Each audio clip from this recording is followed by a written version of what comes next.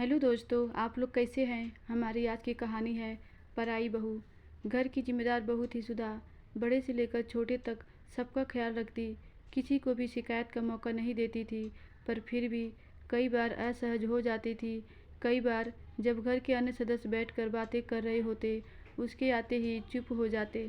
सुधा को लगता अभी शादी हुई है, शायद इसलिए समय लगेगा कहकर खुद को समझा लेती। समय बीतता चला जा रहा था।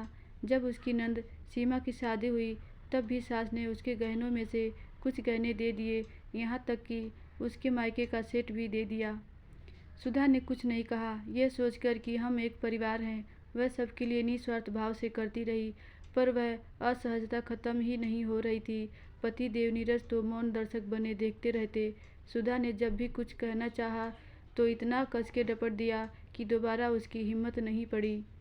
उसके बाद उसने भी सब कुछ समय पर छोड़ दिया। कुछ रिश्ते समय आने पर ही असर दिखाते हैं। वैसे परिवार में सब ठीक ही चल रहा था। ससुर जी की तबीयत एक दिन अचानक खराब हो गई। जांच में पता चला कि उनकी एक किडनी खराब हो गई है। जल्दी डोनर मिल नहीं रहा था।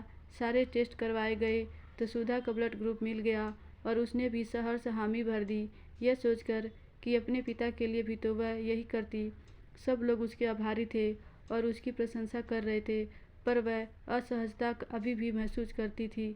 ससुर जी के मेडिकल का सारा खर्चा नीरज के ऑफिस से वापस मिल जाना था।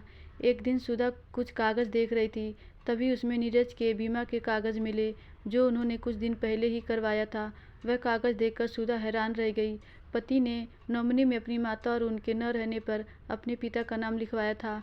बस उस दिन उसका माथा कुछ ठनका। उसने अपने आसपास की चीज़ों का ध्यान रखना शुरू कर दिया।